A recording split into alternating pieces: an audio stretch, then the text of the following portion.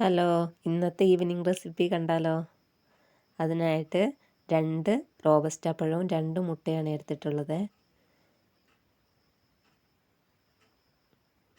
ഇനി റോബസ്റ്റ പഴം തൊലി കളഞ്ഞ് ഒരു മിക്സിയുടെ ജാറിലേക്ക് ഇതുപോലെ മുറിച്ചിട്ട് കൊടുക്കുകയാണ്.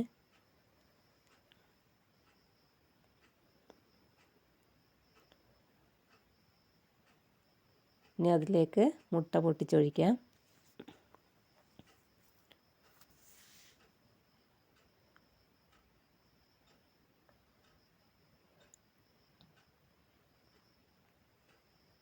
ഈ മധുരത്തിന് ആവശ്യമായിട്ടുള്ള പഞ്ചസാര ഇട്ട് കൊടുക്കുക. ഞാൻ 2 സ്പൂൺ പഞ്ചസാരയാണ് ചേർത്ത് കൊടുക്കുന്നത്.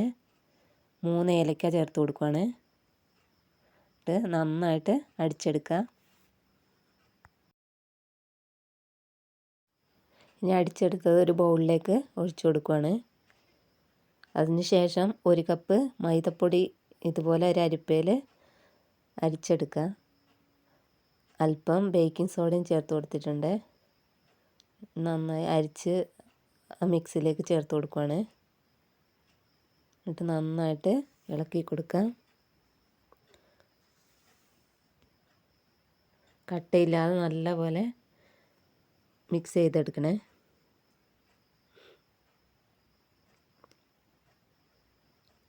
ഇനി അത് ആ ബാറ്റർ ഒഴിക്കാനായിട്ടൊരു ടിന്ന് എടുത്തിട്ടുണ്ട്, ഇതുപോലത്തെ ബേക്കിംഗ് ടിന്ന്. അതിലേക്ക് നെയ്യ് തൂത്ത് കൊടുക്കുകയാണ്. ഇതുപോലെ നെയ്യ് നല്ലപോലെ തടവി എടുക്കുക.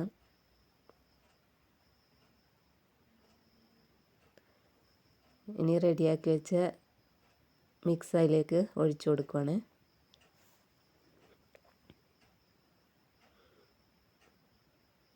ഇനി ടാപ്പ് ചെയ്ത് കൊടുക്കുക. അതിനുശേഷം ചൂട് കട്ടിയുള്ള ഒരു പാത്രത്തിൽ ഇതുപോലത്തെ ഒരു ചുറ്റ് വെച്ച് ഇനി അതിലേക്ക് ഇറക്കി വെക്കാം.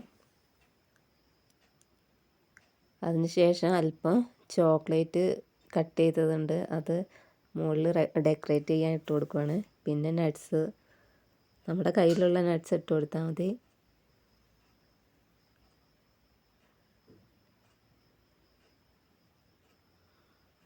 അങ്ങനെ ഒരു പാത്രം കൊണ്ട് അടച്ചു വെച്ചു.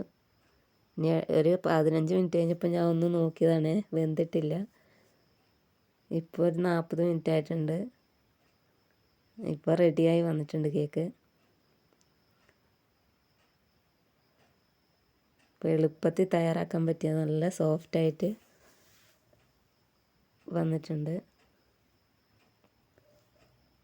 ചൂടാറിയിട്ടില്ല, എന്നാൽ കട്ട് ചെയ്യുകയാണ്. കണ്ടില്ലേ, അടിപൊളിയാണ്, നല്ല സോഫ്റ്റാണ്. അപ്പം വീഡിയോ ഇഷ്ടമായ സപ്പോർട്ട് ചെയ്യാൻ മറക്കല്ലേ.